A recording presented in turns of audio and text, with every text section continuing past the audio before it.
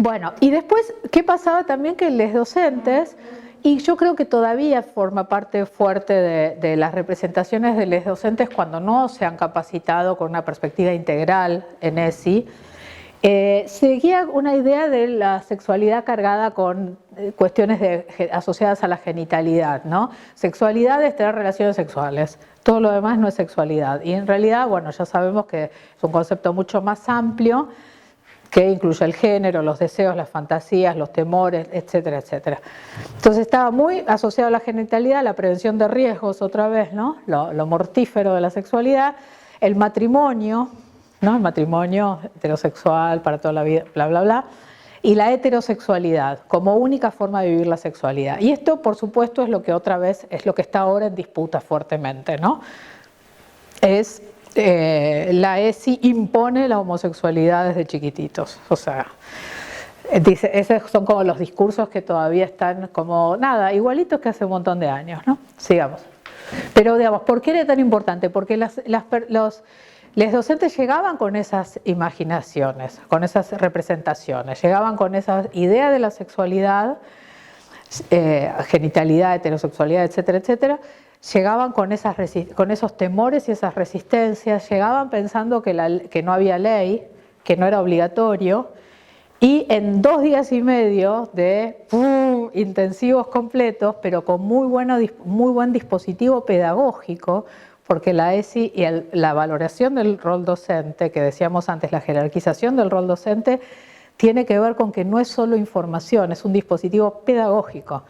Hay que poder hacer eso que llaman los educadores, muchos de ustedes son educadores, eso que llaman la transposición didáctica. ¿Cómo haces para pasar de una idea, de un concepto, a cómo se da en la escuela? Las láminas, los cuadernillos son excelentes ejemplos de transposición didáctica, ¿no?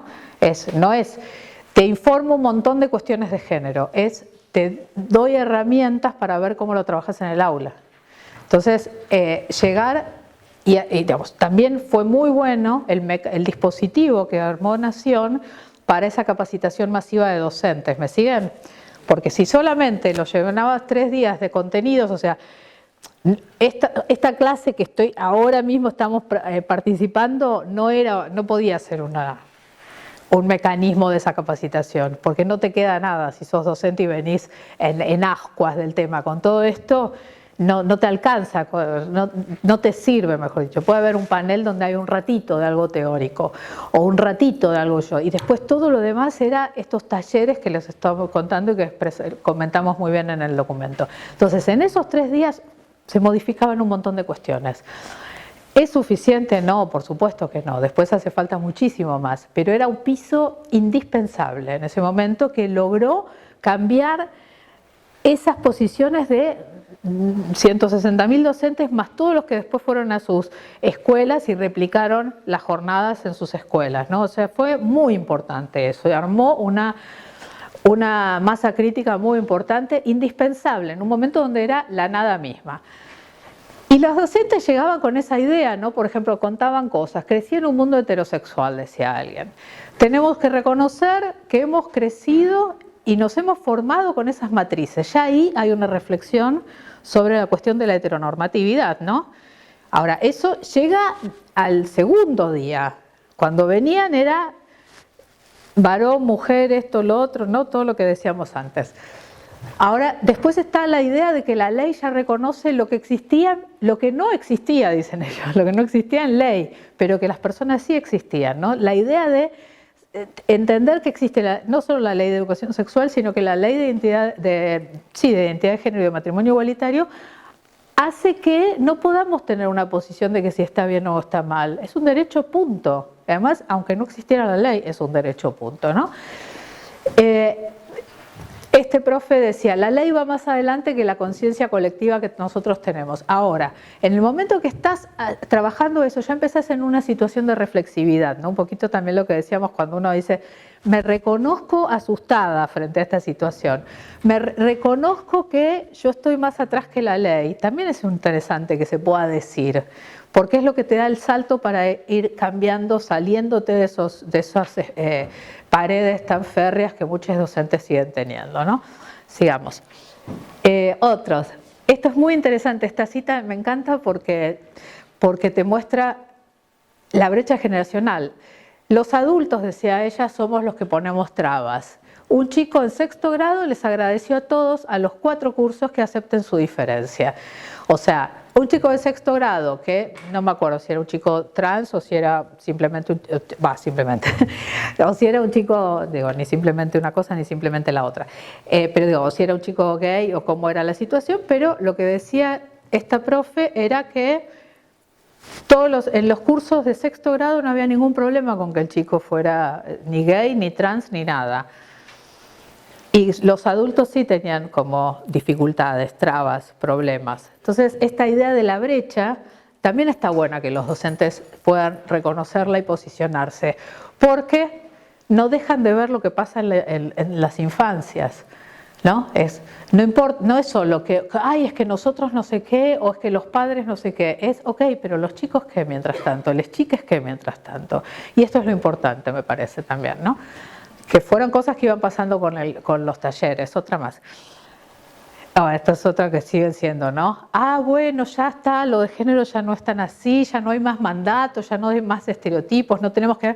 Pero los hombres tienen fuerza, ¿no? Entonces es como, bueno, siempre vamos a tener esas cosas, ¿no? Donde, ok, vamos a tener estas tensiones que también siguen siendo parte de lo que... Pero bueno, salir de la idea de los mandatos también es importante. Sigamos. La capacitación de alguna manera modificó, no me quedó clara modificó la importancia que le daban a la ESI, ¿no? Eso decía este gráfico. Me quedó el título mal. Pasemos. ¿Y qué cambió después de la capacitación? Perdón, no sé qué pasó acá. Se comienzan a familiarizar con los lineamientos curriculares, a comprometerse con la ESI, se conocen y se apropian de los contenidos del programa. Es muy importante esto porque ahí ya empieza con el nivel de profundidad que se puede en 2 días. Por ahí no queda tan fuertemente clara la idea del derecho a decidir, ¿no?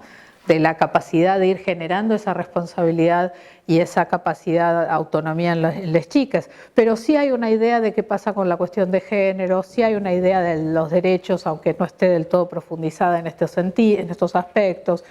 Pero los contenidos empiezan a aparecer y es muy interesante cómo se ofrecen también algunos de los trabajos, me acuerdo bien en los talleres sobre los contenidos. ¿Alguno de ustedes hizo la capacitación masiva de Nación? Se les daba los cuadernillos para que analizaran en grupo y dijeran de esos lineamientos, qué estaban ya trabajando, qué cosas más o menos y qué cosas nada. Y después cómo hacían para trabajar lo otro. ¿Y por qué era importante eso? Porque quita el miedo. Porque si uno va diciendo, no es obligatorio, tengo miedo, los padres, no sé qué, etcétera, etcétera, no estoy preparada, y llegás y decís, distintos tipos de familia, pero yo solo trabajo. O sea, es empezar a salir de la idea de que sexualidad es solo genitalidad. Pero esto de los estereotipos en las publicidades, yo lo estoy trabajando. Bueno, eso también es ESI. Esto otro también es ESI. Es como abrir la idea y eso tranquiliza mucho a los docentes, porque saben que no tienen que dar aborto en la sala de 5, que no hace falta que lleven un dildo en 2º grado, nada que ver, o sea, empiezan a entender todo eso. Ahora, también era el juego del semáforo, también estaban las luces rojas, que era aquello que no trabajaban. El tema es que esos son huesos duros de roer, ¿no? Entonces, ok, que me quedo tranquila porque estoy trabajando, no quiere decir que todo lo que hace falta trabajar lo estoy trabajando, pero era un buen paso. Ahora sigue haciendo falta un poco más.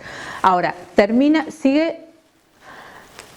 el ESI pasa de ser representada como una dimensión acotada a las relaciones sexuales y al ámbito de lo privado, ¿no? Esto tiene que ver con las familias, tiene que ver con... Ahí sí, la intimidad. Sí, intimidad no quiere decir que no lo vas a trabajar en el colegio, quiere decir que no vas a vulnerar la intimidad.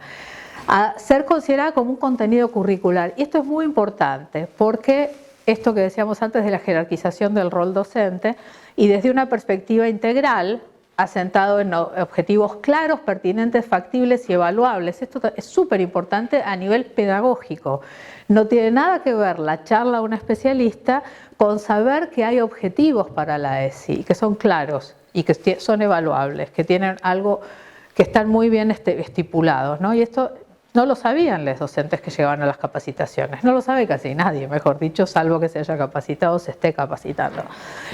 La idea de que eso sí se hable era algo como que esa frase salía muchísimo al final, ¿no? Y 2 de cada 3 docentes empiezan a otorgar mucha importancia a la ESI, 1/3 lo considera bastante importante, ¿no? Bueno, sigamos. Y también esto de la reflexividad. Un preceptor decía, ahora que estamos trabajando el género, puedo ver desde mi rol de preceptor las cosas que hago mal.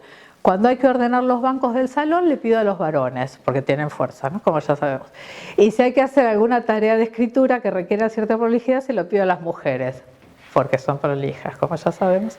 Voy a tener que revisarlo. Entonces, esta idea de, estamos trabajando esto y yo me veo a mí mismo como preceptor haciendo pedagogía de género todo el tiempo, ¿no? Esa idea de la reflexividad en el taller permite releer las cosas que estaban haciendo en las escuelas, ¿no? Estas son cuestiones que obviamente salen segundo o tercer día, antes no. La diversidad nos enriquece, en el juego de las 4 esquinas, un juego precioso, después lo leen en el documento, vimos lo de la diversidad, como la idea que todos tenían que ir encontrando su lugar frente a ciertas frases. En la escuela me hablaban de sexualidad, me enamoro seguido, me sentí discriminado, las frases eran de esa índole. Se dan cuenta, bueno, todos no tenemos la misma biografía, la misma historia, si estuviéramos todos de acuerdo sería muy poco rico. Decía, es necesario ir más allá de tolerar.